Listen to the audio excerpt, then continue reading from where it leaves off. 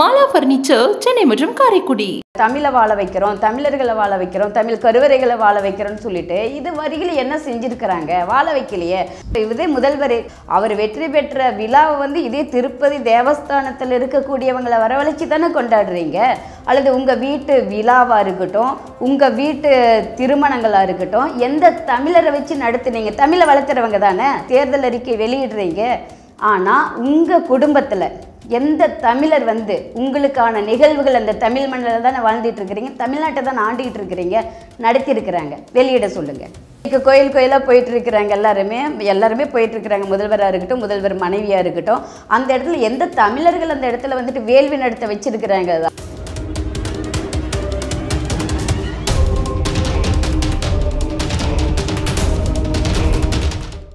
லகரம் வாய்ஸ் உறவுகளுக்கு வணக்கம். திராவிட ஒழிப்பு மாநாடு நாளைக்கு நடக்க இருக்குது. அந்த மாநாட்டில் கலந்து கொள்ள இருக்கிற இந்து வேத மறுமலர்ச்சி இயக்கம் சித்தர் மூங்கிலடியார் அவர்களும், அரசயோகி கருவூரார் தமிழின குருபீடம் சிம்மம் சத்யபாமா அம்மா அவர்களையும் சந்தித்து கேள்விகள் கேட்கிறோம். திராவிட ஒழிப்பு மாநாடு அறிவிப்பில் எல்லா இடங்களையும் பல சலசலப்புகள், பல விதமான சர்ச்சைகள்லாம் உண்டாகி நடந்துகிட்டு இருக்கு. அந்த மாநாட்டில் அரசியல்வாதிகளுக்கு கலந்துக்கிறதுக்கு முக்கியமான வேலைகள்லாம் இருக்குது. அவங்க பல விஷயங்களை திராவிடத்தை எதிர்க்கிறாங்க, திராவிடத்து மேலே பல குற்றச்சாட்டு வைக்கிறாங்க. ஆன்மீகவாதியான உங்களுக்கு நீங்கள் கலந்து கொள்ள வேண்டிய தேவை என்ன? நீங்கள் ஏன் கலந்துக்கிறீங்க? ஐயா சொல்லியிருக்கேன். இது என்னன்னாங்க, இன்றைக்கு இல்லை, ஒரு 1990களில் எங்களது குருதேவர் பேரருள்மிகு 12வது 11 சித்தர் பீடாதிபதி ஞானாச்சாரியார் ஞானகுரு சித்தர் அரசு கருவூரார் அவர்கள் ஒரு புத்தகம் வெளியிட்டார்கள். அந்த புத்தகத்தின் பெயர் என்னன்னா, திராவிட மாயை அகலட்டும். இன்னைக்கு சொல்ற வார்த்தை கிடையாது இந்த எதிர்ப்பு, ஒழிப்பு, இந்த மாதிரியான சொற்கள் எல்லாம். இந்த திராவிட மாயை அகலட்டும்னு ஒரு புத்தகமே வெளியிட்டிருக்கிறோம். அந்த புத்தகத்துல அடிப்படையில் என்ன சொல்ல வேணும்னா, அதுதான் இன்றைக்கும் அது தேவையாகத்தான் இருக்கிறது. என்னன்னா, திராவிடம்ங்கிற சொல் எங்கிருந்து வந்தது? இதிலேயே பல குழப்பம் இருக்கிறது. திராவிடத்தை சொல்பவர்களுக்கும் திராவிடத்தை மறுப்பவர்களுக்கும் இடையே கூட அதுல ஒரு தெளிவில்லை. பெரும்பாலும் இதை என்ன சொல்லுவாங்கன்னா, சமஸ்கிருதத்துல தான் இருக்குது. அதுவும் குறிப்பா அந்த ஆதிசேய சங்கராச்சாரியார் திராவிட சிசு அப்படின்ட்டு யாரை எழுதுறாருன்னா, நமது திருஞான சம்பந்த பெருமானை குறிக்கும் போது திராவிட சிசுன்னு சொல்றாரு. இன்னும் பல இடங்கள்ல இந்த மாதிரி ஆட்களை குறிக்கும் போது திராவிடம் இடம்னு சொல்லப்படுகிறது. ஆனா அதற்குண்டான வேர் சொல்லோ இல்லை, திராவிடம்ங்கிற வார்த்தையை பயன்படுத்துகிறார்களே தவிர, சமஸ்கிருதத்திலையும் சரி, அந்த சமஸ்கிருதவாதிகளும் சரி, திராவிட கட்சிகளும் அந்த வார்த்தையை பயன்படுத்துறாங்களே தவிர அதற்கு என்ன பொருள், அதோட ரூட் வேர்டு என்ன, வேர் சொல் என்னங்கிற ஆராய்ச்சிக்கு போறதே இல்லை. அந்த ஆராய்ச்சியை கொடுக்க முடிந்தவர் அந்த 11 சித்தர் மடம் பீடத்துல தயாரானவர்களால மட்டும்தான் கொடுக்க முடியும். இந்த திராவிடம்ங்கிற சொல் எப்படி உருவாகுதுன்னா, திருன்னா என்ன? இன்றைக்கு கூட வடக்குல செல்வம், திருமகள்னா செல்வத்திற்கு அதிபதியான லட்சுமி தேவியை குறிக்கிறது. திருக்கல்னா கடவுளர்கள் அர்த்தம். அப்ப திராவிடம்ங்கிறது என்னன்னா, கடவுளர்கள் கூடி இந்த மண்ணுலகத்தை உயர்த்துவதற்கான வழிவகைகளை துவங்கிய இடம்ங்கிறது அர்த்தம். இல்ல, திராவிடம்னாலே இறை மறுப்பு தான். அதைத்தான் அந்த 30 வருடங்களுக்கு முன்னால போட்ட புத்தகத்திலேயே தெளிவா சொல்லி இருக்கிறோம். திருவிடம்ங்கிறது எங்க முதல் திருவிடம் எப்படி உருவாகிச்சதுன்னா, அந்த இளமுரியா கண்டம் இருக்கிறது. அது முதல்ல உலகத்துல தோன்றின நிலப்பரப்பு, ஒரே நிலப்பரப்பா இருக்கிறது. மற்ற எல்லாமே கடலால் சூழப்பட்டு இருக்கிறது. இதனுடைய வடக்கு எல்லையாக வேங்கடமலை, இன்னைக்கு இருக்கிற திருப்பதி மலை வேங்கடமலையாக இருக்கிறது. தெற்கே கிட்டத்தட்ட நமக்கு தென் இமயமலைங்கிறாங்க. இப்ப இருக்கிறது வட இமயமலை, தென் இமயமலை. அப்ப வட இமயமலை எல்லாம் கடலுக்குள்ளதான் இருந்துச்சு. அந்த இளமுரியா கண்டத்துல தென்கோடியில தென் இமயமலை கிட்டத்தட்ட தென் துருவத்தை ஒட்டி இருக்கிறது. அந்த தென் இமயமலையிலிருந்து தென் யமுனை, தென் கங்கை, தென் இந்து, அந்த நதிக்கு பேரு இந்துன்னு தான் பேரு. இந்த 3 ஆறுகளும் ஒன்றாக சேர்ந்து ஒரு முக்கோண இடத்தை உருவாக்குது. அந்த இடத்துக்குள்ள தான் அண்ட பேரண்டங்கள்ல இருந்து வந்த கடவுளர்கள் அமர்ந்து இந்த மண்ணுலகத்துல அப்பவே பார்த்தீங்கன்னா கிட்டத்தட்ட 800 வகையான பிரிவினர்கள் மக்கள் உலகத்துல வாழ்ந்து கொண்டிருக்கிறார்கள் அந்த இளமரியா கண்டத்துக்குள்ள. அந்த 800 வகையான பிரிவினர்களையும் ஒன்றுபடுத்தி ஒற்றுமைப்படுத்தி ஒரு மேலான மனிதர்களாக மாற்றுவது எப்படிங்கிறத சிந்திக்க துவங்கிய இடம் தான் அந்த திருவிடம். ஒரு முக்கோணமான இடம், 3 நதிகள் வெட்டி கொள்வதால் உண்டான முக்கோண இடம். தென்கங்கை, தென் யமுனை, தென் இந்துங்கிறது. அந்த 3 புள்ளிகள் இருக்கு இல்லையா முக்கோணத்துல, அந்த 3 புள்ளிகள்ல மோகஞ்சிதரா நகரம்னு ஒரு நகரத்தை உருவாக்குனாங்க. அதே மாதிரி இன்னொன்று மருதமலை காடுகள் நிறைந்தது மருதைங்கிற ஊரை உருவாக்குனாங்க. அருட்பா நகரம்ங்கிற உருவாக்க. இப்போ அதே பெயர்கள் தான் வர வர வர அங்கிருந்து முதல் யுகத்துல அந்த தென் இமயமலை அழிந்து கடலுக்குள்ள போயிட்டு வடக்குள்ள இன்னைக்கு இருக்கிற இமயமலை மேல வருது. அப்ப அந்த வருது இல்லையா, அப்ப வர வர வர அதே மதுரைங்கிற பேரை இப்ப பாத்தீங்கன்னா நம்ம ஊர்ல மதுரை இருக்கிறது, வைகைக்கரை மதுரை இருக்கிறது, வட இந்தியாவிலே மதுரை இருக்கிறது, மானா மதுரை இருக்கிறது, இப்படி மதுராங்கிறது வட இந்தியாவிலே இருக்கிறது. அதே மாதிரி மோகஞ்சிதரா நகரம் அப்படிங்கிற நகரத்தின் பேர் மொஹஞ்சதாரோ அப்படின்ட்டு இன்றைக்கு அது பாகிஸ்தான்ல இருக்குது. அருட்பா நகரம்ங்கிறது ஹரப்பா நகரம்ங்கிறது இருக்கு. அதாவது தமிழர்களோட அந்த நிலப்பரப்பு முழுவதும் அந்த திருவிடத்தார் வந்தார்கள் இல்லையா, ஆண்டவரண்டைங்கிறது, அவர்கள் தன்னுடைய தாய்மொழியாகிய தமிழை மக்களுக்கு கற்றுக் கொடுத்தார்கள். அதை கற்றுக் கொடுத்ததுக்கு திட்டமிடுறதுக்கு தான் அந்த முக்கோண இடத்துல உட்கார்ந்து கொடுத்தாங்க. அந்த இடம் தான் மதுரை முதல் தமிழ்ச்சங்கத்தாக தான் ஆரம்பிச்சாங்க.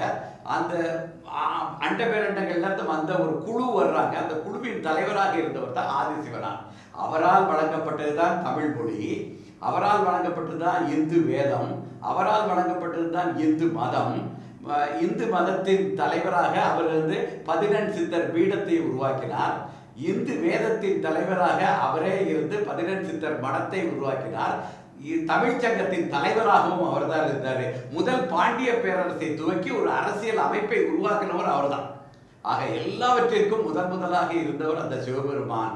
அவர் வழங்கியதுதான், அவர் தலைமையில மக்கள் அந்த கடவுளர்கள் செயல்பட்ட இடம், அதுதான் திருவிடம். அப்ப திருவிடம்னாலே ஆன்மீகம் சார்ந்தது. இதைத்தான் நாங்க மக்கள்கிட்ட புரிய வைத்துக் கொண்டிருக்கிறோம். சிவபெருமான்கிறது எல்லா இடங்களையும் பரவிருச்சுது. ஏன்னா சிவன் கோயில்கள் இருக்கின்றன, வழிபாட்டு முறைகள் இருக்கின்றன, அது எல்லாருக்கும் பரவிருச்சுது. ஆனா அந்த சிவபெருமான் கொடுத்த தமிழ்ச்சங்கத்தின் தலைவர்னு சொல்லிக்கிட்டு இருக்கிறோமே தவிர, ஆனா எல்லா சிவன் கோயில்லையும் பாருங்க, அர்ச்சனை மொழியாக கூட, வழிபடு மொழியாக, குடமுழுக்கு நிகழ்த்தப்படும் மொழியாக, எந்த சடங்குகளும் செய்யக்கூடிய கருவறை மொழியாக அங்க தமிழ் மொழி இல்லவே இல்லை, வேற்றுமொழி வந்து விட்டது. அப்ப இதை எதிர்க்க வேண்டிய கடமை யாருக்கு இருக்கிறது? ஆன்மீகவாதிகள்கிட்ட தான். நீங்க ஏன் கலந்துக்கிறீங்க? தமிழை வளர்த்துறோம், தமிழ் பூசகர்களை உருவாக்குறோம், தமிழ் அர்ச்சகர் பயிற்சி வழங்குறோம், பெண்களுக்கும் அர்ச்சகராக்கக்கூடிய அந்த நிலையில் நாங்கள் திராவிட கட்சி நாங்கள் நிறைவேற்றுறோம்னு சொல்லிட்டு அறிக்கை கொடுத்துருந்தாங்க.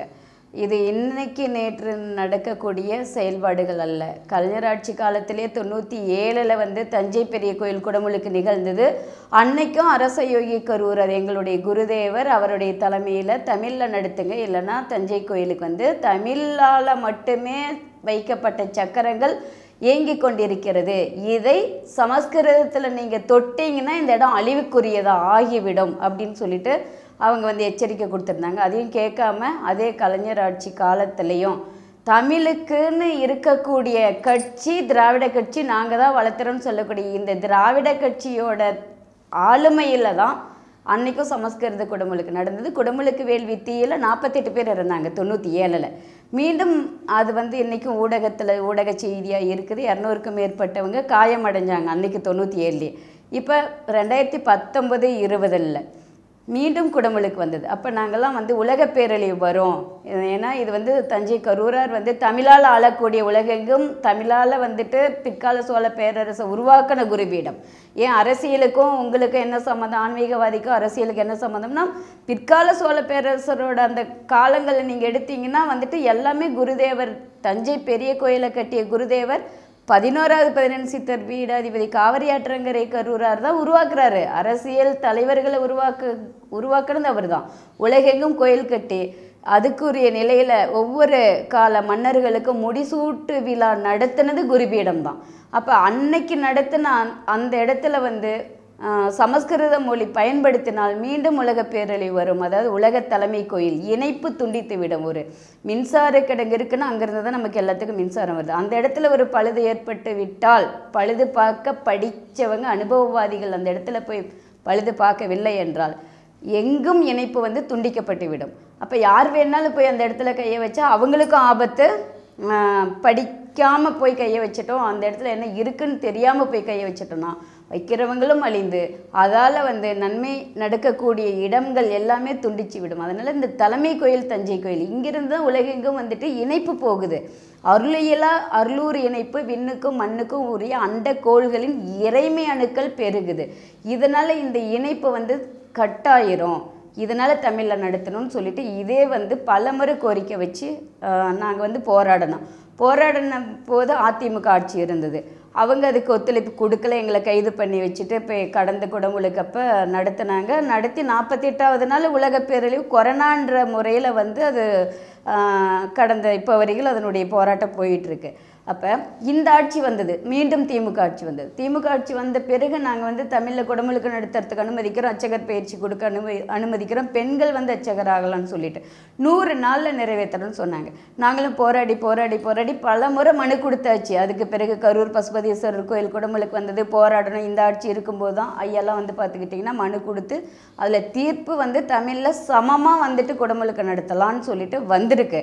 பழனியில் கடந்த முறை நடந்தது. பழனியில் வந்து 90 யாக வேள்வி சாலைகள் அமைக்கப்பட்டது. ஆனால் 90ல் வந்து 45 பேருக்காவது கொடுக்கணும் தமிழர்களுக்கு. யாருமே தமிழில் வேள்வி நடத்தலை. இப்போ பழனியில் வந்து அர்ச்சகராக இருக்கிறவங்க யார்? தெலுங்கு பிராமணர்கள் தான் இருக்காங்க. அப்போ தெலுங்கு பிராமணர்கள் தான் இருக்காங்க. தெலுங்கு பிராமணர்களுக்கு முக்கியத்துவம் கொடுக்குறாங்க. ஒரு தமிழர் கூட அங்கே வேள்வி நடத்த உட்காரல. எந்த பெண்களுக்கும் இது வரைக்கும் கருவறையில் வந்துட்டு இந்த பெண் தான் பூசை பண்ணுறாங்க. இந்து சமய அறநிலைத்துறை கட்டுப்பாட்டில் இருக்கக்கூடிய இன்ன கோயில் கருவறையில் இத்தனை பெண்கள் உள்ள அர்ச்சகராக இருக்கிறாங்க அப்படின்னு நிரூபிக்க சொல்லுங்க அரசு, திராவிட கட்சியை. இல்லை, அனைத்து சாதி அர்ச்சகராகணுங்கிற வந்து தீவிரமாக அதை முனைப்புப்படுத்தி அதை செயல்படுத்துறது வந்து திமுக அரசு தானே. அனைத்து ஜாதியினரும் அர்ச்சகர் ஆகலான்னு செயல்படுத்தியிருக்கிறாங்க. இதில் செயல்படுத்தி அவங்களை அர்ச்சகராக்கினவங்க எத்தனை பேர் வேள்வி நடத்துகிறாங்க? குடமுழுக்கு வேள்வி யாகசாலையில் உட்காந்து எத்தனை தமிழர்கள், அனைத்து ஜாதியிலும் இருக்கிறவங்க எத்தனை தமிழர்கள் அர்ச்சனை பண்ணலாங்கிறத கொண்டு வந்து திமுக தான். தமிழ் அர்ச்சனை பண்ணலான்னு கொண்டு வந்தவங்க முழுசாக கருவறையில் எத்தனை பேர் அர்ச்சனை பண்ணுறாங்க? கிளை கோயில்களில் தான் இருக்கிறாங்க. கிளை கோயில்களுக்கு யாரும் தேவையில்லையே. என்றைக்கும் கிராமங்களில் இருக்கக்கூடிய அவங்கவுங்க குலவழி கோயில்கள் அனைத்து ஜாதியினருக்கும் ஒவ்வொரு குலதெய்வம் இருக்குது. கிராம கோயில்களில் அவங்கவுங்கள தானே பண்ணிகிட்டு இருக்கிறாங்க. அது ஒன்றும் புதுசாக அரசு வந்து போட்டு தான் பண்ணுங்கிறது இல்லை. புதுசாக போட்டிருக்குன்னா மதுரை மீனாட்சி அம்மன் கோயில் கருவறையில் வந்துட்டு மாற்று வேறு ஜாதிக்காரங்க இப்போ உள்ளே இருக்காங்களா, பிராமணர்களை தவிர நான் சொல்கிறேன்.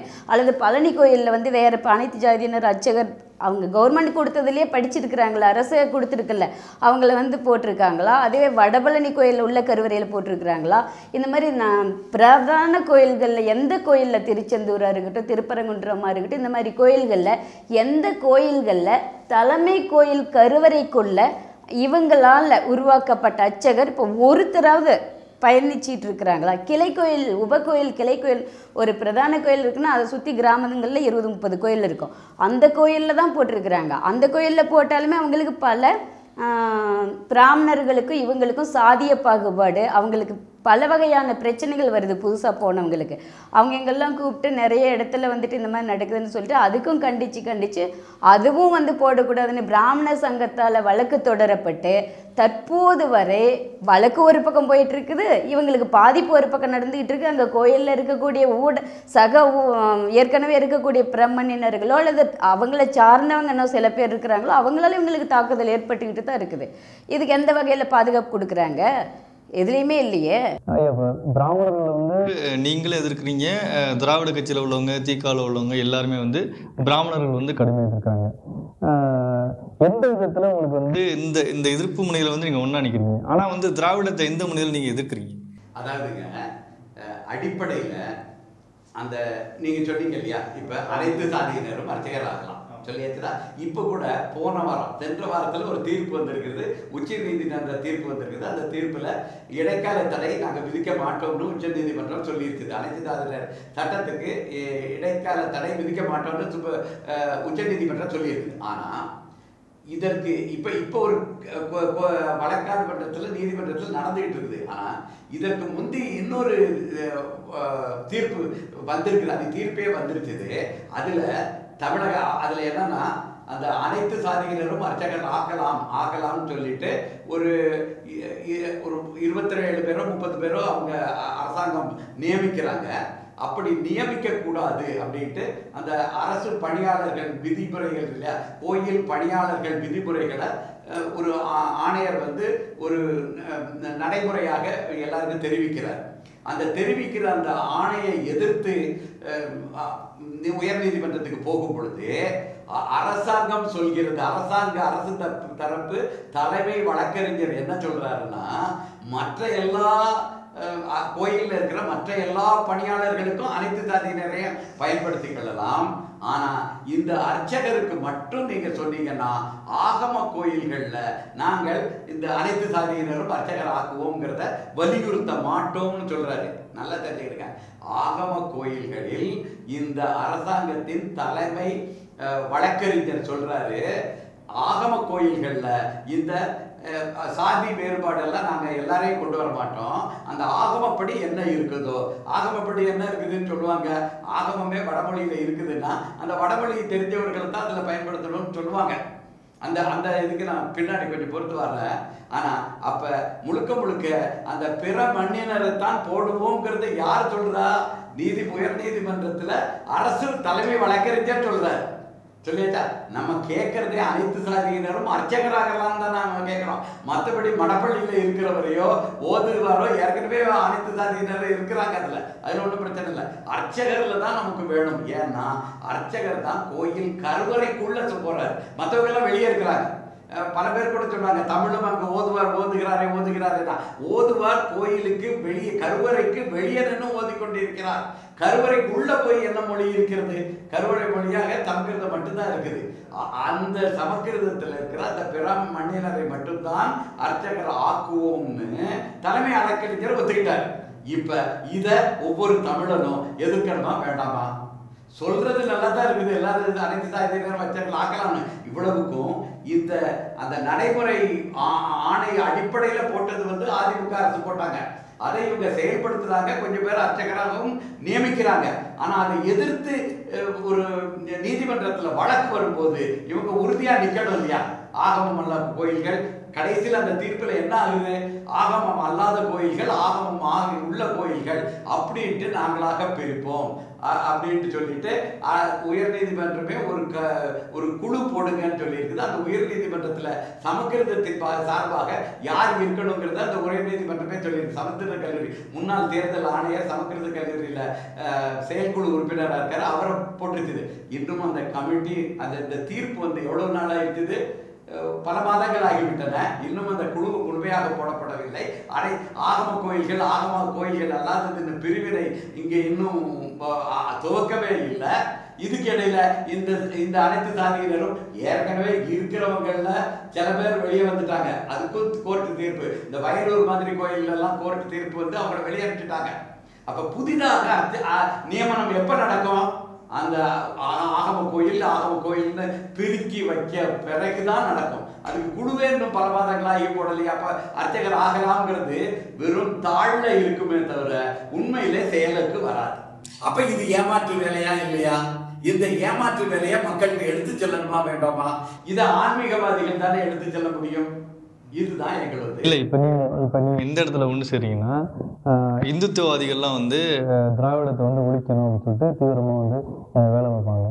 இப்போ அந்த இடத்துல இதே மாதிரி தமிழ் சாதியை நாங்கள் பெருமையாக நினைக்கிறோம், இல்லை தமிழ் சாதியை போட்டுக்கணும்னு நினைக்கிறவங்க இப்போ தமிழர் குடிகளில் இருக்கவங்க நிறைய பேர் தமிழ் சாதியை நம்ம தமிழ் குடிகள் அப்படின்னு சொல்லி வச்சுக்கலாம் சொல்கிறாங்க. இது எல்லாமே ஒன்று சேர்ற இடமா இருக்குல்ல. நீங்கள் பார்க்குற வேலை இந்துத்துவ சக்திகளுக்கு இன்னும் கூடுதல் பலத்தை உண்டாக்கும் இல்லை? திராவிடத்தை ஒழிச்சிட்டா நீங்கள் சேர்ற இடமும் சரி, நீங்கள் யாரை எதிர்க்கிறீங்க சரி, இது எல்லாமே இந்துத்துவத்துக்கு பெரிய ஒரு பலத்தை கொடுக்கும்ல. இல்லைங்க, இரண்டு மடைமைகள் இருக்கின்றன. திராவிடம்னா மத மறுப்பு அப்படின்ட்டு இருக்கிறது. அதைத்தான் அந்த திருவிடம் திராவிடம்ங்கிறது முழுக்க முழுக்க ஆன்மீகவாதிகள் செயல்படக்கூடிய ஒரு ஆன்மீகத்தை மறுப்பவர்கள் திராவிடர்கள்னு சொல்லவே கூடாதுங்கிறது தான் 30 வருடங்களுக்கு முன்னால் இருந்து நாங்கள் உருவாக்கி கொண்டிருக்கிறோம். ரெண்டாவது, சொல்வது ஒன்று செயலாத ஒன்றாக இருக்கிறது தான் இந்த திராவிடர் மாடல் செயல்படுத்துகிற முறையா இருக்கிறது. இந்த ரெண்டு முறையையும் இந்த வகையில நாங்கள் கண்டிக்கிறோம். அடுத்த இதற்கு ஒரு மாற்று வேண்டும். அடுத்தது, ஆரியர்கள்ங்கிறது என்ன இருக்குது? பிற மண்ணினர் இந்துத்துவா அப்படிங்கிறது. அது உண்மையிலே இந்துத்துவாங்கிற வார்த்தையை அதே மாத்தணும். அது இந்துத்துவா அல்ல. அவங்க இந்துன்னு சொல்ல மாட்டாங்க, ஹிந்துபாங்க. ஹி இந்து, HINDU தான் சொல்லுவாங்க. INDU அவங்க இந்துங்கிறத சொல்ல மாட்டாங்க, ஹிந்துபாங்க. ஹிந்துன்னு வந்தாச்சு, அந்த ஹானா வந்துச்சுனாலே ஹிந்திக்கு வருது இல்லையா, அந்த வடமொழி வந்து விடுகிறது. அப்ப அதுதான் சமஸ்கிருதம். ஹிந்துத்துவா வேறது, இந்துத்துவம்ங்கிறது வேற. இந்துங்கிறது தூய தமிழ் சொல். 12 திருமுறைகள்ல பயன்படுத்தப்பட்டிருக்கிறது. திருமூலர் பயன்படுத்திக் கொண்டிருக்கிறார். நிலவு, குளிர்ச்சிங்கிற பொருள்ல பயன்படுத்தப்பட்டிருக்கிறது. நிலவை சூடிக்கொண்டிருப்பவர், 3ஆம் பிறையை சூடிக்கொண்டிருப்பவர் இந்து வேதத்தை, இந்து மதத்தை வழங்கிய சிவபெருமான். அதனால சிவபெருமானை குறிக்கும், சிவபெருமானிலிருந்து இந்துங்கிற அந்த வார்த்தை நிலவை குறிக்கும் சொல்லாக இப்ப பயன்படுத்தப்பட்டிருக்கிறது. அப்ப அந்த அந்த இந்துத்துவா அல்ல, அது ஹிந்துத்துவா. பெரும்பாலான நேரத்தில் அவங்க பாருங்க, இந்துங்கிற வார்த்தையை கூட விட்டுருவாங்க.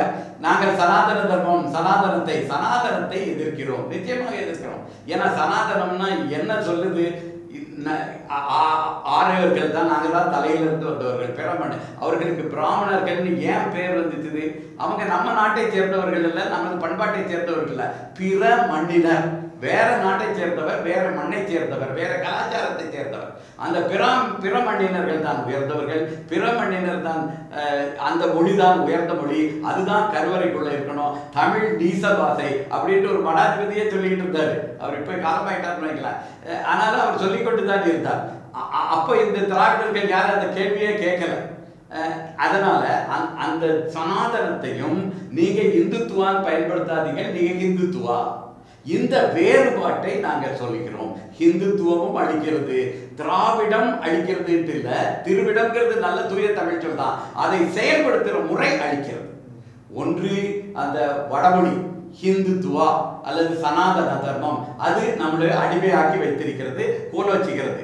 ஒவ்வொரு கோயில்களே நான் தான் இருப்பேன்னு சொல்றாங்க. இப்பவும் திருப்பி திருப்பி திருப்பி வழக்கு போட்டுக்கிட்டே இருக்கிறாங்க. சென்ற முறை அரசாங்கம் நாங்கள் தான் இந்து வேத மறுமலர்ச்சி இயக்கத்துல தான் கரூர் பசுபதீஸ்வரர் கோயிலில் குடமுழுக்கு நடத்தும் பொழுது தமிழில் குடமுழுக்கு நடத்தணும்ட்டு கேட்டிருந்தோம். மாண்புமிகு நீதிபதிகள் கிருபாநிதி அண்ட் கிருபாகரன் அண்ட் அந்த அமர்வில் என்ன சொல்லியிருக்காங்கன்னா, தமிழில் நடத்தப்பட வேண்டும் அல்லது தமிழுக்கு சமமான அளவு முதன்மை கொடுத்து நடத்தப்பட வேண்டும் சொல்றார். அப்ப அதைத்தான் நாங்க அப்படி கேட்டுக்கொண்டு இருக்கும் பொழுது அந்த வேள்வி எங்களுக்கு முக்கியமா நல்லா இருக்கு. கருவறையில குடமுழுக்குன்னு கருவறைக்கும் எல்லா கருவறைகள்லையும் அந்த புனித நீரா ஊற்றுவது ஒன்று, அந்த கோபுர கலசத்துல புனித நீரை ஊற்றுவது ஒன்று. அந்த புனித நீரை யாக குண்டங்கள்ல வச்சு வேள்விச்சாலைகள்ல மந்திரங்கள் ஓதி அந்த புனித நீரை உருவாக்குவது ஒன்று. இந்த 3 இடங்களிலே சம அளவு பயன்படுத்துங்கள், தமிழை பயன்படுத்துங்கள் தான் நாங்கள் கேட்கிறோம். அதே தீர்ப்புல தான் அந்த நீதிபதிகள் என்ன சொல்லியிருக்காங்க, தமிழ்ல என்னென்ன மந்திரங்கள் இருக்குங்கிறத தொகுக்கிறதுக்கு ஒரு குழு போடுங்க. அந்த குழுல தமிழின ஆச்சாரியார்களை போடுங்கள், தமிழ் வல்லுநர்களை போடுங்கள், பொதுமக்களையிட்டே கருத்து கேளுங்கள்னு சொன்னாங்க. அதுல வழக்கை தொடுத்தவர்கள்ங்கிற முறையில 18 சித்தர் மடம் பீடத்திலிருந்து யாரையாவது ஒருத்தருக்கு போடுங்க, வழக்கை தொடுத்த இந்து வேத மறுமலர்ச்சி இயக்கத்தை போடுங்க, இல்லைன்னா 18 சித்தர் மடம் பீடத்தில் தயாரான இப்ப சத்யபாமாமையா இருக்கிறாங்க, இன்னும் பல அமைப்புகள் இருக்கின்றன, ஏதாவது ஒரு அமைப்பு போடுங்கன்னு கேட்டோம், அதையும் போடல. சரி, கருத்து கேட்பு கூட்டம் திருநெல்வேலியில் நடந்தது. கருத்து கேட்பு கூட்டம் நடந்தது. அதுக்கு நாங்க போய் கருத்துக்களை சொல்லிக் கொண்டிருக்கிறோம். அங்க ஒரே ஒரு 10 பாசகவினர், அடுத்த நாள் அவங்க பேரெல்லாம் பேப்பர்ல வந்துருக்குது, 10 பேர் அந்த கூட்டத்தை நடத்த விடாமல் செய்து விட்டார்கள். அதுக்கு பிறகு கூட்டமே நடக்கும். இப்ப பாருங்க, அப்ப இதை செயல்படுத்தணும்னா ஆன்மீகவாதிகள் குரல் கொடுத்து தானே ஆக வேண்டியிருக்குது. நீதிமன்றத்தின் தீர்ப்பை செயல்படுத்தி தமிழுக்கும் முதன்மை கொடுத்து சம அளவு முதன்மை கொடுத்து குடமுழுக்கு நடத்துகிறத கேட்கறது திருப்பி ஆன்மீகவாதிகள் தான் கேட்கிறோம். அதுவுமே அந்த குழு போட்டது செயல்படுத்து வரல. இப்போ இந்த விஷயத்தில் ஆன்மீகத்துக்கு துணையாக நிற்கிறது, ஆன்மீகத்தில் வந்து பிராமணர்களுக்கு இந்துத்துக்கு எதிராக நிற்கிறது வந்து திராவிடம் தான். நீங்கள் திராவிடத்துக்கு ஆதரவான நிலைப்பாடு எதிர்க்காமல் திராவிடத்தை எதிர்க்கிற தமிழர் குடிகள் கூட்டமைப்பு வந்து ஆதரவாக நிற்கிறது எந்த விதத்தில் நியாயம்? இந்துத்துவா வந்து சமஸ்கிருதத்துக்கு வளர்த்துறதுக்கு அவங்க என்ன கொள்கை தான், என் மொழியை வளர்த்தணும், என் குடியை வாழ வைக்கணும்னு அவங்க வந்தவங்களை வாழ வைக்கிறதுன்னு உறுதியோடு அவங்க வாழ்ந்துட்டு இருக்கிறாங்க. ஆனால் இவங்க அதை அழிக்கிறோம், நாங்கள் தமிழை வாழ வைக்கிறோம், தமிழர்களை வாழ வைக்கிறோம், தமிழ் கருவறைகளை வாழ வைக்கிறோன்னு சொல்லிட்டு இது வரிகள் என்ன செஞ்சுருக்கிறாங்க? வாழ வைக்கலையே. அப்போ வாழ வைக்கிறேன்னு சொல்லிட்டு தமிழை காப்பாற்றுறேன், தமிழை வளர்த்துறேன்னு சொல்லிட்டு எந்த இடத்துல வளர்த்திருக்கிறீங்க? இத்தனை ஆண்டு ஆட்சி காலத்தில் ஒரு கோயிலில் கூட ஒரு குழு தமிழ் வேள்வி நடத்தி தமிழில் வந்து செயல்படுத்துகிற அளவுக்கு இந்து சமய அறநிலைத்துறை கட்டுப்பாட்டில் இயங்கக்கூடிய பல்லாயிரக்கணக்கான ஆண்டுகளுக்கு உருவாக்கப்பட்ட தமிழர்களுடைய கோயிலில் எந்த இடத்துல குடமுழுக்கு விழா வேள்வி நடத்தியிருக்கிறாங்க? இன்றைக்கி வந்து எத்தனையோ மருத்துவத்துறையில் உருவாக்கியிருக்கிறாங்க, காவல்துறையில் உருவாக்கியிருக்கிறாங்க. இன்றைக்கி அனைத்து ஜாதியினரும் ஆட்சியராக இருக்கிறாங்க, அமைச்சராக இருக்கிறீங்க, காலங்காலமாக உங்கள் தாத்தா காலத்தில் இன்னைக்கு வரைக்கும் ஆகியிருக்கிறாங்க. இதிலெல்லாம் உங்களுடைய வளர்ச்சி வரும்போது கருவறையில் ஏற்கனவே தமிழால் உருவாக்கப்பட்ட கருவறைகளில் எந்த கருவறைகளில் இத்தனை ஆண்டு காலத்தில் ஒரு குழு ஒரு 25 பேரு கூட உருவாக்க மாட்டாங்க. ஒரு 25 யாகசாலையில் தமிழில் வேள்வி நடத்துகிறவங்களை உருவாக்கலைன்னா அப்போ எதுக்கு இந்த வளர்த்துறேன்ற குரல் கொடுத்து ஏமாற்றிட்டு இருக்கிறீங்க? எங்களோட கேள்வி, ஏன் ஏமாத்துறீங்க? நீங்களும் அதுக்கு ஆதரவு தெரிவிக்கிறேன்னு சொல்லிட்டு போங்களே. இவங்களும் வேற இல்லையே, 2 பேரும் சேர்ந்து தானே தமிழர்களையும் தமிழுடைய குடிகளையும் தமிழுடைய கருவறைகளையும் அழித்து கொண்டு தானே இருக்கிறாங்க. இந்த வேதனையில் தான் இந்த எதிர்ப்பை வந்து நாங்கள் இப்போ காட்ட வேண்டிய ஒரு சூழலில் இருக்கிறோம். ஏன்னா நாங்கள் பெண்கள் எல்லாரும் போராடி போராடி போராடி எதுக்காக இங்கே போராடுறோம்? அந்த கருவறை நல்லா இருக்கணும், கருவறையில் அருள் ஊற்று நல்லா இருக்கணும், அப்போ தான் இந்த மண்ணும் மண்ணுலகமும் ஆட்சியும் நல்லா இருக்கும். கோயில் எதுக்கு உருவாக்குனாங்க? கோயிலில் சம்பாதிக்கிறதுக்காக உருவாக்குனாங்க. இன்றைக்கி பல்லாயிரக்கணக்கான கோடிக்கணக்கான மக்களோட அந்த உழைப்பு உண்டியல் காணிக்கையாக போகுது. அது அந்த மக்களுக்குரிய வள வளர்ச்சிக்கோ கிராம வளர்ச்சிக்கோ தான் அந்த காலத்தில் எல்லாமே அதை வந்து பொதுமக்களோட வளர்ச்சிக்காக தான் பயன்படுத்தினாங்க. அதுக்காக தான் கரூரர்கள் வந்து கோயிலை உருவாக்குனாங்க. ஆனால் அந்த இடத்துல பிற மண்ணினர் வாழக்கூடிய ஆளுமைக்கு மட்டும்தானே அரசு வந்து துணை போயிட்டு இருக்குது. இந்த அரசால் மற்ற கருத்து கேட்பா இருக்கட்டும், ஒரு மருத்துவத்துறை கொரோனாவில் வந்து எவ்வளவோ அந்த அரசு வந்து அந்த அரசும் சரி இந்த அரசும் சரி போராடினாங்க, போனாங்க, பார்த்தாங்க. அல்லது ஓட்டு கேட்க போகணும்னா வீதிக்கு போய் ஓட்டு கேட்குறாங்க. ஓட்டு தேவைங்கிறப்ப மக்கள் கிட்ட கருத்து கேட்பேன், ஓட்டு எனக்கு உண்டான்னு போய் கேட்குறாங்கல்ல. இந்த கோயிலில் தமிழில் நடத்துறதுக்கு உண்டான்னு சொல்லி எந்த அமைச்சர், இந்து சமய அறநிலைத்துறை அமைச்சர் வந்து கருத்து கேட்கட்டும், அல்லது வந்துட்டு முதல்வர் வந்து கேட்கட்டும். ஒரு ஆட்சியில் அரியணையில் உட்காரும் போது தேர்தல் வாக்குறுதிக்காக நடைப்பயணம் போறீங்க. எந்த அரசாக இருக்கட்டும், நாங்கள் வந்து ஆன்மீகவாதிகள், இந்த அரசு தான் நல்லது பண்ணிச்சு, இந்த அரசு தான் நல்லது பண்ணிச்சு நாங்கள் சொல்ல வரல. நீங்கள் உங்களுடைய ஆட்சி பீடத்தில் அமர்வதற்காக எவ்வகையான மக்கள்கிட்ட அணுகக்கூடிய பாதுகாப்பு நீங்களே வந்து எதிர்கட்சியாக இருந்தாலும் நீங்கள் கொடுக்குறீங்க. ஏன் இப்போ அண்ணாமலை போயிட்டு இருக்கிறாரு, இவங்க பாதுகாப்பு கொடுக்காம இருக்காங்களா? இதே அரசு தானே, இந்த அரசு தலைமையில் இயங்கக்கூடிய காவல்துறை தானே பாதுகாப்பு கொடுத்துட்டு இருக்கு. அதே காவல்துறை முன்னாடி எங்களோட கருத்து கேட்பு திருநெல்வேலியில் நடக்கும்போது எவ்வளவு தாக்குதல் நடத்திட்டு இருக்கிறாங்க. எங்களுக்கு என்ன பாதுகாப்பு இருக்கு? அப்போ இந்த உரிமையை நாங்கள் உருவாக்கினது பாரம்பரியமாக கரூரர்களால் உருவாக்கப்பட்ட கோயில்களில் கருவறையில் இருக்கக்கூடிய கடவுளர்கள் அழிக்கப்பட்டு இருக்கிறாங்க. பிற மண்ணின மொழியால் அழிச்சிட்டாங்க. மீண்டும் அதுக்கு உயிர் கொடுக்கணும், புத்துயிர்ப்பு கொடுக்கணும். அதை சார்ந்தவர்களால் அதுக்குரிய முறைகளில் கொடுத்தா மட்டும்தான் அந்த கருவறை கோயில் வந்து உயிர்ப்போட இருக்கும். அந்த உயிர்ப்போட இருந்தால் தான் இந்த மண் அழியாமல் இருக்கும், மக்களுக்கு நல்லது நடக்கும். போய் வேண்டும்னா இது நடக்கும். இன்னும் உதாரணத்துக்கு நீங்களாம் உங்களோட தாத்தா பாட்டி காலத்தில் குலதெய்வ வழிபாடு நல்லா தான் இருந்திருக்கும். இப்போ யார் வழிபடுறாங்க? எல்லாமே விட்டாச்சு. மீதி கோயில்கள்லாம் அறநிலைத்துறை கட்டுப்பாட்டில் இருக்குதுன்னு அந்த முறைகள் மாறியாச்சு. நீ இந்த முறை செய்யாதுன்னு இவங்க ஒரு பிரமண்ணிய முறைகளை மட்டும்தான் அந்த கோயில்களில் பயன்படுத்துகிறாங்களே தவிர, உதாரணத்துக்கு சொல்ல போனால் பல கோயில்களில் பலியிட்டு பூசை பண்ணுறதே தவிர்த்துட்டாங்க. பல கோயில்களில் அந்த கோயிலுக்கு பலியிட்டு தான் பூசை பண்ணணும் அப்படின்ற முறைகள் காலங்காலமாக இன்றைக்கா கோயில் உருவாக்குனாங்க. இந்த 60 ஆண்டு ஆட்சி காலத்தில் மட்டுமே கோயில் உருவாக்கப்பட்டது. ஆயிரம் ஆண்டுகளுக்கு முன்னாடி உருவாக்கப்பட்ட கோயில்கள் இது எல்லாமே வழிபாட்டு முறை மாற்றிவிட்டார்கள். இதற்காக கருத்து கேட்புக்கு எங்களுக்கு ஒரு குழு அமைச்சு கொடுங்க, பாதுகாப்பு கொடுங்க. நாங்களே எல்லா மாவட்ட கோயில் வளாகத்துலேயும் நாங்கள் கருத்து கேட்பு நாங்கள் கேட்டுட்டு மக்களோட ஆதரவு கொண்டு வரோம். மக்கள் எங்களை விரும்புகிறாங்க. நிறைய கோயில் குடும்பங்களுக்கு நடத்திட்டு இருக்கிறோம். கிராம கோயிலில் 2000 குடும்பங்கள் இருக்கக்கூடிய கோயிலில் வாங்கம்மா குடும்பங்களுக்கு நடத்தி கொடுங்கன்னு அழைக்கிறாங்க. அந்த கிராமத்துக்கு போகிறோம். குடும்பங்களுக்கு வேள்வி நாங்கள் தான் நடத்தி கொடுக்குறோம். பெண்கள் ஆண்கள் எல்லாருமே அனைத்து ஜாதியினரும் கலந்து ஒரு சமூக கோயில்களுக்கு நடத்தி கொடுக்குறோம் பல ஊர்களில். அந்த மக்கள் விரும்புகிறாங்க. நீங்கள் மக்கள் விரும்பலைங்கிறீங்க. அந்த மக்கள் விரும்பி தானே எங்களை அழைக்கிறாங்க. அப்போ கிராம கோயில்களில் விரும்பி அழைச்சி தமிழில் வேள்வி நடத்தும் போது இந்த திராவிட கட்சிகள் அவங்களுடைய குடும்பத்திலேயோ அல்லது குடும்ப நிகழ்வுகள்லையோ அவங்களுக்கு திருமணமாக இருக்கட்டும் அல்லது அவங்க குலதெய்வமாக இருக்கட்டும், இதில் எதுலையாவது நீங்கள் முதல்ல தமிழை பயன்படுத்துகிறீங்களா அல்லது தமிழ் வேள்வி நடத்துகிறவங்களை பயன்படுத்துகிறீங்களா? அழைச்சி இதை நடத்தி கொடுங்கன்னு எல்லாமே இப்போ இதே முதல்வருக்கே ஒரு கேள்வி வைக்கிறேன் நான் இதன் வாயிலாக. அவர் வெற்றி பெற்ற விழாவை இதே திருப்பதி தேவஸ்தானத்தில் இருக்கக்கூடியவங்களை வரவழைச்சி தானே கொண்டாடுறீங்க. அல்லது உங்கள் வீட்டு விழாவாக இருக்கட்டும், உங்கள் வீட்டு திருமணங்களாக இருக்கட்டும், எந்த தமிழரை வச்சு நடத்துனீங்க? தமிழை வளர்த்துறவங்க தானே. தமிழ் வழிபாட்டுக்கு நீங்கள் ஆதரவு கொடுத்து நாங்கள் வளர்த்துறோன்னு தானே குரல் கொடுத்து தேர்தல் அறிக்கை வெளியிடுறீங்க. ஆனால் உங்கள் குடும்பத்தில் எந்த தமிழர் உங்களுக்கான நிகழ்வுகள் அந்த தமிழ் மண்ணில் தானே வாழ்ந்துட்டு இருக்கிறீங்க, தமிழ்நாட்டை தானே ஆண்டிகிட்டு இருக்கிறீங்க, நடத்தியிருக்கிறாங்க? வெளியிட சொல்லுங்க. இல்லை, ஒருவேளை ரெண்டையும் ஒன்றா பார்க்குறாங்கன்னு நினைக்கிறேன். எங்களை போன்ற ஆன்மீகவாதியும் அவங்களையும் ஒன்றா பார்க்குறாங்கன்னு நினைக்கிறேன். ரெண்டையும் ஒன்றா பார்க்குறாங்க அப்படிங்கும்போது சரி, அவங்கள ஒருத்தர் அழைக்கிறீங்க உங்கள் விழா வேள்விக்குன்னா எங்களையும் ஒரு விழாவுக்காவது அழைச்சிருக்கலாம்ல. இதுவரைக்கும் எத்தனை உங்கள் தாத்தா காலத்துலேருந்து ஆண்டுகிட்டு இருக்கிறீங்க. ரெண்டையும் ஒன்றா பார்க்குறதா இருந்தாலும் இப்போ அழைச்சிருக்கலாம்ல. ஒரு வேள்வியாவது எங்களை வச்சு நடத்திருக்கணும். அல்லது இன்றைக்கி கோயிலாக போயிட்டுருக்கிறாங்க. எல்லாருமே போயிட்டுருக்கிறாங்க. முதல்வராக இருக்கட்டும், முதல்வர் மனைவியாக இருக்கட்டும். அந்த இடத்துல எந்த தமிழர்கள் அந்த இடத்துல வேள்வி நடத்த வச்சுருக்கிறாங்க? அதாவது கோர்ட்டு கூட சொல்லிடுச்சு சமமாக பாருங்கன்னு சொல்லிட்டு. சமமாக எந்த இடத்துல நாங்கள் கேட்டுட்டோம். பழனியில் தமிழ் கடவுள் முருகர் ஒரு 5 யாகசாலை விடுங்க இதே அமைச்சருக்கு கேட்டுட்டோம். இதை அவங்க கையில் தான் இன்னைக்கு அதிகாரம் ஆளுமே இருக்கு. முடியாதா? இல்லை, இப்போ இந்த விஷயத்துக்காக நீங்கள் திராவிடத்தை ஒழிச்சிட்டிங்கன்னா, இப்போ திராவிடத்தை ஒழிக்கிற அளவுக்கும் திராவிடத்தை எதிர்க்கிற அளவுக்கும் நீங்கள் இந்துத்துவத்தை எதிர்க்கணும்ல. திராவிடத்தை மட்டும் ஒழிக்கணும், திராவிட கட்சிகள் மட்டும் ஒழிக்கணும் அப்படிங்கிற இடத்துக்கு போய் இந்துத்துவாக நாங்கள் ஒழிக்கிறதுனால தாங்க சமஸ்கிருதத்தை வேண்டான்னு தமிழை வளர்த்திக்கிட்டு இருக்கிறோம். நாங்கள் தனித்தனியாக தமிழ் வேதத்தை வளர்த்திக்கிட்டு இருக்கிறோம். தமிழ் மந்திரங்களை ஓதி குடமுழுக்கு நடத்துகிறவங்க, திருமண வாழ்வியல் நிகழ்வுகள் நடத்துகிறவங்க எல்லாத்தையும் கற்றுக் கொடுத்துக்கிட்டு அங்கே சமஸ்கிருதத்தை ஒழிச்சிட்டு தான் நாங்கள் நின்றுட்டு இருக்கிறோம் களத்தில் செயல்பட்டுக்கிட்டு. சரிங்களா? நாங்கள் அதாவது அரசு செய்ய வேண்டிய வேலை, திமுக திராவிடர்கள் செய்ய வேண்டிய வேலை, 15 சித்தர் மடம் பீடம் தமிழ்நாடு முள்ளே இருக்கக்கூடிய அனைவரும் அவரவர் தனிப்பட்ட முறையில் உருவாக்கிக்கிட்டு வந்துகிட்டு இருக்கிறோம்.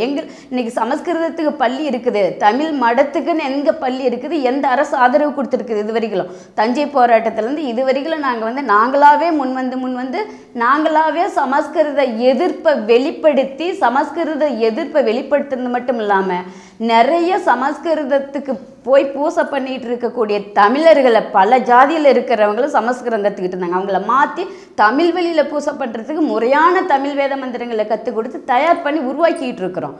அப்போ முதல்ல அங்கே எதிர்த்துட்டு தான் இங்கே நிற்கிறோம். அங்கே எதிர்க்காத இங்கே நிற்கலை.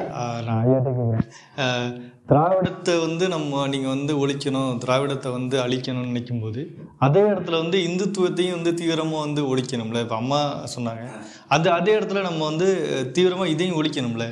ஆமாம், அதாவது நிச்சயமா நாங்கள் அடிப்படையில் நீ கூட கொஞ்சம் நேரத்துக்கு முன்னாடி திராவிடத்தை ஏன் அந்த திராவிட மாயையை ஏன் அகற்ற வேண்டும்னு நாங்கள் பாடுபடுறோம்னா, நீங்கள் கொஞ்சம் நேரத்துக்கு முன்னாடி கேள்வி கேட்டீங்களா, அவங்க ஆன்மீகவாதிகளா, உங்களையே ஆன்மீகவாதிகளாக தான் பார்க்குறாங்க, அவர்களையே ஆன்மீகவாதிகளாக தான் பார்க்கணுங்கிறாங்க. அப்போ அடிப்படையில் 2 பேருக்கு என்ன வேறுபாடு?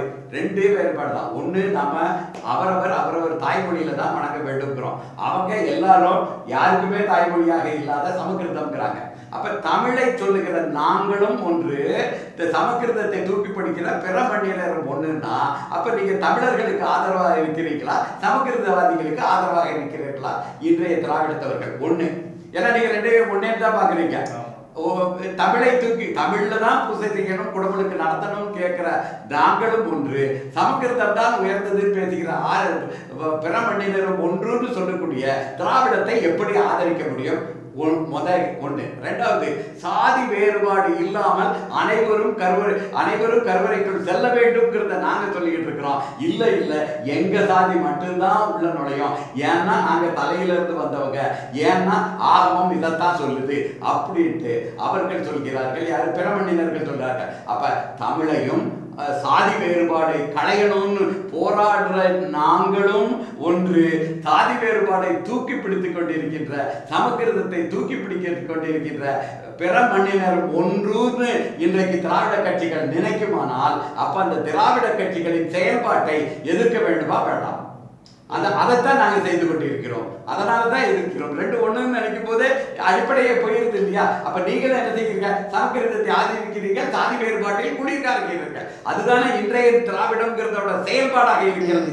அந்த செயல்முறையும் செயல்பாட்டையும் இன்றைய திராவிடர்கள்ங்கிற பெயர்ல இருக்கிற மாயையும் நாங்கள் உறுதியாக எதிர்க்கிறோம். அதே நேரத்துல ஆரியத்தையும் எதிர்த்து குரல் கொடுக்கிறோம். உதாரணமாக எடுத்துக்காட்டாக இப்ப நாங்க என்னெல்லாம் சொல்றோம்னா, அடிப்படையில வேதம்ங்கிறது தமிழ்ல தான் இருக்கிறது. நான் சொல்ல பார்த்தீங்களா, வேதம் 4 வேதம் இன்னைக்கு வடமொழியில இருக்கிறதா சொல்லிட்டு இருக்காங்களா? ரிக், யஜுர், சாம, அதர்வனம் வேதம்னு 4 சொல்லிட்டு இருக்காங்களா? அதுல இந்துங்கிற வார்த்தையே கிடையாது. இந்துங்கிற வார்த்தையே கிடையாது. சிவபெருமானை பத்தி அங்க பேசவே இல்லை. சிவன்கிற வார்த்தையே கிடையாது. இந்த இந்துங்கிற வார்த்தையே இல்லாம சிவபெருமானை பற்றி பேசாத ஒரு வேதம் அது எப்படி சைவ வேதமாக இருக்க முடியும்? தமிழர்களின் வேதமாக இருக்க முடியும்? இந்துக்களின் வேதமாக இருக்க முடியும்? அது ஒரு வடமொழி வேதமாகத்தான் இருக்கிறது. அங்க ருத்ரங்கிற ஒரு கடவுளை பத்தி பேசுறாங்க. அதுவும் தமிழர்களின் இந்து மதத்துல சிவபெருமான் முழுமுதல் கடவுளாக இருக்கிறார். ஆனா அங்க பேசப்படுகிற ருத்ரர்கள்ங்கிறது ஒரு 16 வகை. அதுல முதல்ல ஆரம்பிக்கிறது அக்னி, வாயு, இந்திரன், இவர்களை பத்தி தான் பக்கம் 300-600 பக்கத்துக்கு மேல வருது. ஒரு 12-13 பக்கத்துக்கு ருத்திரர்களை பற்றி பேசியிருக்கிறது. அப்ப அந்த ருத்திரர்கள்ங்கிறது இந்த சிவபெருமானை சொல்லுகின்ற உருத்திரங்கிற அந்த பொருள்ல பயன்படுத்தப்படவில்லை. அவங்க அசுரர்கள், சுரர்கள், கிம்புருடர்கள் சொல்ற வகையில ருத்திரர்கள்ங்கிறத பயன்படுத்துறாங்க. அப்ப இந்துங்கிறது சொல்லாமல் சிவபெருமானை முழுவதற்கு கடவுளாக ஏற்றுக்கொள்ளாத ஒரு வேதத்தை இந்து வேதம்னு எப்படி எடுத்துக்கொள்ள முடியும்? இது முதல் கேள்வி. அப்ப அதையும் எதிர்க்கிறோம். இன்னும் சொல்ல போனா வடமொழி மந்திரங்கள் எதற்குமே பொருள் கிடையாது. எல்லா மந்திரங்களுக்கும் அடிப்படையான மந்திரம் பிரணவ மந்திரமாகிய ஓம். அங்க ஓவன்னாங்கிற எழுத்தே கிடையாது. அந்த வடமொழியில ஓவன்னாங்கிற எழுத்தே கிடையாது. இந்த ஓம்னு கோயில்ல எல்லாம் போட்டு வச்சிருப்பாங்க, நீங்க பாத்துக்கிறீங்களா? ஒரு 3 மாதிரி போட்டு, ஒரு கொக்கி போட்டு, மேல ஒரு வளையம் போட்டு போட்டுருப்பாங்க. 3 போட்டா ஊனா, 3 போட்டு ஒரு வளையம் போட்டா ஊவண்ணா, உவா, ஊ மேல போட்டா ஓம் கிடையாது. உவாம் தான். அப்ப உவாங்கிறத வச்சு உவாங்கிற ஒரு வார்த்தையை வச்சுட்டு ஓம்ங்கிறதே இல்லாத பிரணவ மந்திரம் தான் அனைத்து மந்திரங்களுக்கு அடிப்படை ஒலி. அந்த ஒலி கூட இல்லாத ஒரு மந்திரத்தை, பொருளற்ற மந்திரத்தை வைத்துக் கொண்டிருக்கிறோம். அதையும் சாடுகிறோம், அந்த கருத்துக்களை சாடுகிறோம். இன்னும் சொல்ல போனால் அவங்க வடமொழியில இப்ப இன்னைக்கு இருக்க அர்ச்சகர்கள்ல எத்தனை பேருக்கு சமஸ்கிருதம் தெரியும்? நம்ம சமஸ்கிருதத்தை ஏத்துக்கல. அங்க இருக்கிறவனே தமிழ்ல எழுதி வச்சுக்கிட்டு தான் சமஸ்கிருத மந்திரத்தை தமிழ்ல எழுதி வச்சுக்கிட்டு தான் மனப்பாடம் பண்ணிட்டு ஒரு 10 மந்திரத்தை எழுதி வச்சு பார்த்துக்கிட்டு இருக்கிறாரு. தவிர அவனுக்கு சமஸ்கிருதம் எழுத படிக்க தெரிந்தவர்கள் இப்ப இருக்கிற கருவறையில் இருக்கிறவர்களே 10% தான். அப்ப நீ என்ன ஆகமத்தை நீ பின்பற்றுத? நீயே ஆகமத்தை பின்பற்றவில்லைங்கிறது தான் நிதர்சனமான உண்மை. இதுதான் மக்களிடையே எடுத்து சொல்லிடுறோம். உனக்கு சமஸ்கிருதம் தெரியுதா? இல்லை. சரி, அந்த 10% இருக்காங்க இல்லையா? நாங்க வேத பாடசாலையில படிச்சிருந்தோம், வேத பாடசாலையில் படிச்சிருந்தோம். காரணாகமத்துல தெளிவாக சொல்லி இருக்கிறது, அந்த ஆகம மந்திரங்களை தான் சொல்லணும். நீ வேதத்திலிருந்து மந்திரத்தை எடுத்து இங்க சொன்னு வைங்க. அதாவது சுக்லாம் வர்தம் இந்த மாதிரி சாதிருப்பம் சொல்றாங்க இல்லையா? அது அந்த மந்திரமே எடுத்துக்கிட்டீங்கன்னா அது ஆகமத்திலே சொல்லப்படுகின்ற மந்திரம் கிடையாது. காரணாகமத்திலே, காவியாகமத்திலே, ஆகமத்திலே சொல்லக்கூடிய மந்திரம் கிடையாது. ஆகமத்திலே சொல்லாத மந்திரத்தை எடுத்து நீ சொன்னீங்கன்னா அந்த பூசை 3ஆம் நிலை பூசைங்கிறாங்க. ஆகம மந்திரங்களையும் அந்த ஆகமத்தில் சொல்லாததையும் 2ஐயும் சேர்ந்து சொன்னீங்கன்னா 2ஆவது தரம். அந்த வெறுமன அந்த சுக்கரபரதத்தை மட்டும் சொன்னீங்கன்னா அது 3ஆம் தர பூசைன்னு அவங்க சொல்ற ஆகமத்திலேயே சொல்லிப்பட்டு இருக்கிறது. இதையும் மக்களுக்கு எடுத்து சொல்றோம். அப்ப அந்த ஆகமங்கிறது புரட்டு. அந்த புரட்டான ஆகமத்தையும் நீங்க பின்பற்றவில்லை. இதைத்தான் சொல்றோம். இப்ப மீனாட்சி அம்மன் கோயில்ல ஒரு 15 வருடங்களுக்கு முன்னாடி கோயில் கருவறையை சுத்தி கும்பிடுறது தான் தமிழர்களோட மரபு. 3 வருடங்கள் இப்போ ஒரு 5 வருடங்களுக்கு முன்னாடி கருவறையை சுத்தியே சுத்தி வர முடியாது. அந்த பிரகாரத்துல சுத்தி வர முடியாது, அதுக்கு வெளியே பிரகாரத்துல தான் வந்து சுத்தி வர முடியும். இது அன்றைக்கு வரைக்கும் என்னைக்கு ஆகமத்துல சரியா இருந்துச்சு, இன்னைக்கு நீங்க ஏன் மாத்தினீங்க? புன்னைநல்லூர் மாரியம்மன் கோயிலில் போய் பார்த்தீங்கன்னா மூல அம்மனுக்கு அந்த புன்னைநல்லூர் மாரியம்மனுக்கு பூசைகள் கிடையாது. முன்னால உற்சவர் சிலையை தூக்கி முன்னால வச்சுட்டு இதற்கு தான் அர்ச்சனை பண்ணிக்கிட்டு இருக்காங்க. இது எந்த ஆகமத்தில் சொல்லப்பட்டு இருக்கிறது? ஆக ஆகமத்தை நீங்கள் செயல்படுத்தவே இல்லை உங்க கோயில்ங்கிறது தான் நாங்கள் வடமொழி ஆகமபாலர்கள்ட்ட சொல்றது. ஏன்னா உங்களுக்கு தெரியும் அந்த வடமொழி ஆகமத்தில் ஒன்றும் இல்லை, உங்களுக்கு தெரியும் அந்த வடமொழி வேதத்தில் ஒன்றுமே இல்லைட்டு அவர்களுடைய கருத்துக்களையும் எதிர்க்கிறோம். இந்த உண்மையான கருத்துக்களை சொல்கிறோம். உண்மையான கருத்துக்களை பூசை செய்யும் முறைகளை மக்களுக்கு எளிமையான அளவில் பயிற்சிகள் வழங்குகிறோம். நீங்க தினமும் எப்படி பூசை பண்றது, உங்களுடைய வீட்டில் திருவிழாக்களை எப்படி கொண்டாடுகிறது, அமாவாசை அன்னைக்கு குலதெய்வ கோயிலுக்கு எப்படி கும்பிடுறது, முன்னோர்களுக்கு எப்படி வழிபாடு சொல்றது. அம்மா இன்னொன்று அழகா சொன்னாங்க. இப்ப சமயபுரம் மாரியம்மன் கோயில் எடுத்துக்கிடுங்க, அங்க பலி கொடுத்து மக்கள் கும்பிட்டுக்கிட்டு இருந்தாங்க. இப்ப பலியை நிறுத்திட்டாங்க. ஆனா கோயில் நிர்வாகத்துல அந்த ஆடு கோழியெல்லாம் வாங்கி வச்சுக்கிடுவாங்க. நல்லா தெரியுதுங்க. அவன் வந்துட்டான், இது வரைக்கும் என்ன செஞ்சான், வருவான், குடும்பத்தோட வருவான், ஆடையோ கோழியோ வெட்டுவான், கறியை சமைப்பான். அவனும் அங்காளி பங்காளி எல்லாரும் சேர்ந்து இருந்து ஒரு குடும்பமாக குலமாக இருந்து நிம்மதியாக அதை சாப்பிட்டுட்டு அன்னைக்கு பொழுது சாமியை கும்பிட்டுட்டு போவாங்க. குடும்ப ஒற்றுமை இருந்தது, எல்லாம் இருந்துச்சு. இன்னைக்கு அப்படியெல்லாம் செய்யக்கூடாது. ஆட்டை கொண்டு வந்து இங்க விட்டுறணுமா, கோழியை கொண்டு வந்து இங்க விட்டுறணுமா, கோயில் நிர்வாகம் அதெல்லாத்தையும் வாங்கி வச்சுக்கணுமா, மாசத்துக்கு ஒரு தடவை ஏழை விடுமா, அந்த ஏழை விட்ட ரூபாயை வச்சுட்டு அதுல மாரியம்மனுக்கு அபிஷேகம் பண்ணுமா, இந்த ரூபா ரொம்ப நல்ல ரூபாயா புரிந்த ரூபாய் ஆயிருமா. ஆனா அவன் இங்க எடுக்கிற ஏழை எடுக்கிறவன் என்ன செய்வான்? அவன் எதுக்காக உங்ககிட்ட பணத்தை கொடுத்துட்டு கோயில்கிட்ட பணத்தை கொடுத்து எடுத்துக்கிறான்? அப்ப கோயில் அந்த கோயில்ல நானே ஆடை கொண்டு வந்து வெட்டி என் குடும்பமா சாப்பிட்டுக்கிட்டு இருந்ததை நிறுத்திடுவேன். நீ வாங்கிக்கிட்டு அதை விலைக்கு வித்துட்டு இந்த காசை வாங்கிட்டு ஏதோ காரியத்துக்கு பயன்படுத்துவ. ஆனா அவன் வாங்குறவன் வெட்டி விட்டா நீ கவலைப்பட மாட்ட. இதுதானே சாமிக்கு முன்னாடி வெட்டுறதுங்கிறது. அவன் எங்கேயோ கொண்டு போய் வெட்ட போறான். இப்ப இப்படி எல்லாம் புரட்டுகள் நடந்து கொண்டிருக்கின்றன.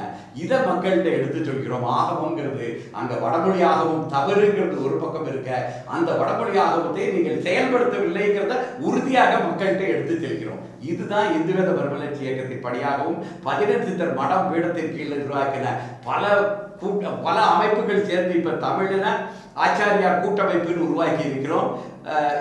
இது போக தெய்வத்தமிழ் பேரவைங்கிற அமைப்பு உருவாக்கி இருக்கிறோம். இப்படி பல அமைப்புகளில் இணைப்பாக இருந்து மக்கள்கிட்ட குரல் கொடுக்கிறோம், அரசாங்கத்துக்கு குரல் கொடுத்து கொண்டிருக்கிறோம். இந்த திராவிட ஒழிப்பு மாநாடு, இது மாதிரி திராவிடத்தை ஒழிக்கணும், திராவிடத்துக்கு எதிராக வந்து நீங்க வந்து கோரிக்கை நிறைவேறணும்னு சொல்லி பேசும்போது உங்களை சங்கி இப்ப சொல்லுவாங்கல்ல, சங்கியால முத்திரைப்படுத்துவாங்க. அவங்க 2 பேர்ட்டையும் இந்த கேள்வி அப்படி குத்த மாட்டாங்க. ஏன்னா நாங்கள் எங்களை பற்றி தெரிய வந்துட்டு முதல்ல பிராமணர்கள் எங்களை அப்படி அரவணைக்கிறதுனா இன்னைக்கு ஏற்றிருப்பாங்களே. அவங்க நீங்க வந்து சங்கியோட இன்னொரு முகம் அப்படிங்க. நாங்கள் எந்த டீமும் இல்லை, எல்லாத்துக்கும் எதிரானவர்கள், தமிழுக்கு ஆதரவானவர்கள். தமிழர்கள் வந்து பார்த்துக்கிட்டிங்கன்னா இன்றைக்கி நீங்கள் இந்த கேள்விக்கு ஒரு விளக்கம் அந்த இடத்துல சொல்ல வேண்டிய ஒரு சூழலுக்கு இருக்கிறோம். தெலுங்கு மொழி ஆரம்பித்து எவ்வளோ நாள் ஆகுது, எவ்வளோ வருடங்கள் ஆகுது. அதே போல் கன்னடம், மலையாளம், இதில் வந்து பார்த்துக்கிட்டிங்கன்னா எல்லாருமே தமிழர்கள் தான். தமிழர்களாக இருந்தவங்க ஒரு மொழியை கற்றுக்கிட்டோங்கிறதுக்காக, ஒரு மொழியை உருவாக்கிக்கிட்டோங்கிறதுக்காக அவங்களுடைய மண்ணையும் அவங்களுடைய மாநிலங்களையும் ஆளுமைப்படுத்துறதுக்காக அவங்க வந்து மற்ற மொழிகளை உருவாக்கிக்கிட்டாங்க. ஆனால் தமிழ் மண்ணிலையும் வந்து அந்த மொழியை திணிக்கணுங்கிறது அவசியம் இல்லைல்ல. நீ இந்த மொத்தமாக இருக்க இந்தியா முழுக்க வந்து பாண்டிய நாடாக தான் இருந்தது. இதுக்கு முன்னாடி பாண்டிய நாடாக இருக்கும்போது எல்லாமே தமிழர்களாக தான் நம்ம இருந்தோம். வேற்று மண்ணிலிருந்து வந்தவங்க தமிழர்களை வந்து மண்ணால பிரிச்சு, மொழியால பிரிச்சு, சமஸ்கிருதமும் தமிழும் கலந்தா தெலுங்கு, சமஸ்கிருதமும் கன்னடமும் கலந்தா தெலுங்கு, கன்னடம், அதாவது சமஸ்கிருதமும் தமிழும் கலந்தா கன்னடம்னு எல்லாத்துலயும் சமஸ்கிருத திரிவுகளை ஏற்படுத்தி மண்ணையும் பிரிச்சாங்க, மக்களையும் நம்மளுடைய ஒரே தாய் பிள்ளையா இருந்த நம்மளையும் பிரிச்சாங்க. பிரிச்சுக்கிட்டு அவங்க எல்லாரையுமே நம்மள எல்லாத்தையும் அடக்கி பிற மனிதர்கள் நம்மளை ஏறி மிதிச்சு ஆண்டிட்டு இருக்கிறாங்க. இதுல தமிழ் மண்ணில் இருக்கக்கூடிய ஆளும் அரசு தெலுங்கு பேசுறீங்க அப்படின்னு இவங்களையும் தான் எல்லாரையுமே பேசிக்கிட்டு இருக்கிறாங்க. அப்ப அமைச்சரவையில முதல்வர் வந்து எத்தனை அமைச்சர்களை வந்து தமிழர்களை வந்து சமமா அந்த தமிழ்நாட்டுக்கு வந்து கொடுத்துருக்குறாங்க. தமிழர்கள் ஓட்டால தான் அவங்க இருக்காங்க. அப்ப தமிழர்கள் போட்ட ஓட்டால எத்தனை அமைச்சர்களை தமிழர்கள் அந்த இடத்துல உட்கார வச்சிருக்கிறாங்க. அப்ப தமிழுக்கானது நீங்க ஏன் பிரிச்சு பார்க்குறீங்க? நீங்க பிரிச்சு பார்க்கறதுனால தானே இப்ப நம்ம அப்போ நீங்கள் தெலுங்கு ஆதரிப்பீங்க, மலையாளத்தை ஆதரிப்பீங்க, வேற்றுமொழி சமஸ்கிருதத்தை ஆதரிப்பீங்க. அப்போ தமிழ் மொழி அழிக்கிறதுக்கு இதை ஆதரிக்கிறதா குரல் கொடுத்து எங்களை அழிச்சிட்டு இருக்கிறீங்க. இதில் வந்து பிடிஎம் அப்படின்றதெல்லாம் எதுவுமே கிடையாது. இவங்க பிராமணர்களை ஆதரிக்கிறது வந்து இவங்க தானே தவிர 17 சித்தர் பீட மடம் வந்து தமிழ் மட்டுமே உலக தாய்மொழி. உலக தாய்மொழி தமிழ்ல இருந்து தான் மற்ற மொழிகள். தமிழ் கலக்காத எந்த ஒரு மொழியும் கிடையாது. தமிழ் இல்லாத நீங்கள் வந்து தெலுங்குனா தமிழ் எழுத்து உள்ள கலக்காமல் தெலுங்கே உருவாச்சுன்னு சொல்ல முடியாது. அது ஆங்கிலமாக இருக்கட்டும் மற்ற எந்த மொழியாக இருக்கட்டும் தமிழிலிருந்து பிரிந்து போனது மட்டுமே தானே தவிர அப்போ தமிழை வளர்த்துங்க. நீங்கள் பிரித்த மொழிகளை மட்டும் வளர்த்திட்டு போயிட்டு இருக்காதீங்க. இதை அழிச்சிடாதீங்க. இதை அழிச்சிட்டா அதுக்கப்புறம் வேர் அத்து போச்சுன்னா எதுவுமே கிடையாது. இது வந்து வேர் எல்லாத்துக்கும் ஒரு மரத்தினுடைய வேராக இருக்குது. அந்த மரத்தின் கிளைகளாகவோ இலைகளாகவோ உருவாக்கப்பட்டது தான் மற்ற அனைத்து மொழிகளும் அனைத்து மதங்களுமே. அதனால் இங்கிருந்து போனது தான். இங்கிருந்து போனதை மட்டுமே காப்பாற்ற நினைக்காதீங்க. இது இல்லை அப்படின்னா எதுவுமே இல்லை. தமிழ் இல்லைன்னா எதுவுமே இல்லை. தமிழால் தான் எல்லாமே வந்தது. இதை தெரிந்து கொண்டு நாங்கள் வந்து தமிழில் வந்து வளர்த்துறோன்னு சொல்லிட்டு இருக்கக்கூடிய யாராக இருந்தாலும் நாங்கள் எதிர்த்து கேள்வி கேட்கத்தான் நாங்கள் இருக்கோம். இதை செயல்படுத்துங்க. இதை செயல்படுத்தினா யாராக இருந்தாலும் சரி செயல்படுத்துகிறேன்னு சொல்லி வாக்குறுதி கொடுத்தவங்களை நாங்கள் வந்து வாழ்த்துறோம். ஆனால் வாக்குறுதி கொடுத்துட்டு செயல்படுத்த மாட்டோன்னு சொல்லி நிற்கிறது நாங்கள் அழிக்கணும்னு நினைக்கிறத விட அவங்களுடைய வார்த்தையே அதை அவங்களாலேயே அவங்கள அழிச்சிக்குவாங்கன்றது அதில் உறுதியான கருத்து. ஏன்னா கரூரர்கள் வளர்த்திட்டு இருக்கக்கூடிய தமிழ் மொழி தமிழ் வேதம் இதில் பிற மண்ணினர்களோட பிடிஎம் அப்படின்றதெல்லாம் எங்களுக்கு வந்துட்டு அது அந்த பிற மண்ணினரோட சமஸ்கிருத ஆளுமை எப்போ வந்துச்சு, அந்த கட்சி எப்போ ஆரம்பித்தாங்க அப்படின்றதெல்லாம் வந்துட்டு நம்ம அறிந்தது. நாங்கள் வந்து இந்த 60-70 ஆண்டு கால வரலாறுகளை பேச வந்தவங்களில் 4 யுக வரலாறுகளை குமரி கண்ட காலத்தில் தற்போது வரையில் உள்ள இருக்கக்கூடிய அனைத்து தமிழ் மறைகளையும் முறைகளையும் நெறிகளையும் செயல்படுத்தி கொண்டு இருக்கக்கூடிய பீடாதிபதி வழியில் வாழ்ந்துட்டு இருக்கிறோம். எனவே ஒவ்வொருத்தரோட குருதியோட மூல அணுவே குலதெய்வங்கள். ஒவ்வொருத்தரோட குலதெய்வங்களும் அந்தந்த குலதெய்வங்களுக்கு ஆதி குலதெய்வத்துக்கு தமிழ் மட்டுமே தான் தெரியும். இப்போ எந்த காலத்தில் மாற்று மொழிகளை பிரிச்சிங்களோ பிரித்து பேசுனீங்களோ அந்த காலத்துலேருந்து தான் நீங்கள் மாற்று மொழிகளை எந்த மொழியாக இருந்தாலும் பயன்படுத்துகிறீங்களோ தவிர சுமார் 2000 ஆண்டுகளில் தான் இவ்வளோ மொழிகள் உருவாச்சே தவிர இதுக்கு முன்னாடி இதே இந்தியா முழுவதும் நம்மளுடைய பாண்டிய நாடாக மட்டும்தான் இருந்துச்சு. இப்போ இருக்கக்கூடிய அந்த மதுரை தான் பாராளுமன்றம், இந்த இந்தியாவுக்கே பாராளுமன்றமாக தலைமை செயலகமாகவும் திகழ்ந்தது என்பதை இதில் நான் தெரிவிச்சுக்கிறேன். எனவே தமிழ் வாழ்க, தமிழை வளர்த்துங்க, கருவறையை வளர்ப்போம். மண்ணில் அனைவரும் தன் தாயை அழிக்காமல் தாய் மொழியை அழிக்காமல் உணர்வோடு அனைத்தையும் செயல்படுத்தி வெற்றியாக்குங்க அப்படின்னு எங்களோட. அதாவது அந்த சங்கீதம் சொன்னீங்க இல்லையா, அதாவது உறுதியாக அப்படி யாரும் நினைக்க மாட்டாங்க. சில பேர் இருப்பாங்க அவங்க வந்து ஏதோ ஒரு குற்றச்சாட்டு சொல்கிறோம், நம்ம ஒரு கருத்து சொல்கிறோம், அந்த கருத்துக்கு மறுப்பு தெரிவிக்க இயலாதவர்கள் சங்கீன்னு சொல்லுவாங்க, ஊபிஸ்பாங்க. 2 விதமான கமெண்ட்டும் எங்களுக்கு மட்டும்தான் வரும். ஆனால் பார்க்கிறவர்கள் சங்கிகளுக்கு உங்களுக்கு என்ன வேறுபாடுங்கிறது யார் கேட்டாலும் சொல்லிடுவாங்க.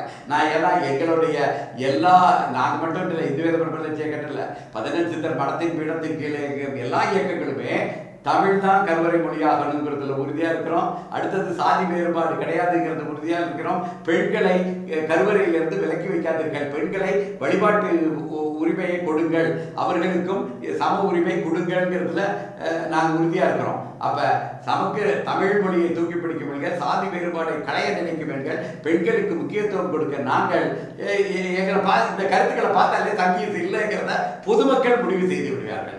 அதே நேரத்தில் திராவிடம் தவறு செய்தாலும் பகுத்தறிவுங்கிற பெயரில் அவர்கள் பகுத்தறிவுக்கு புறம்பாக என்னெல்லாம் செய்கிறார்கள்ங்கிறத சுட்டி காட்டி கொண்டு இருக்கிறோம். அதனால எங்களை இவங்க கூடயே சேர்க்க முடியாது, ஊபிஸ் கூட சேர்க்க முடியாது, சங்கிகள் கூட சேர்க்க முடியாது. தமிழர்களுக்கு விழிப்புணர்வை ஏற்படுத்தி கொண்டு ஒரு இயக்கமாக மட்டும்தான் பார்க்க முடியும். பொதுமக்கள் நிச்சயம் அப்படித்தான் பார்ப்பாங்க, பார்த்து கொண்டு இருக்கிறார்கள். உங்க நேரத்தை எங்களுக்காக சொல்லிட்டு நன்றி, வணக்கம். லகரம் வாய்ஸ் நேயர்களுக்கு, அன்பர்களுக்கு வணக்கம், நன்றி.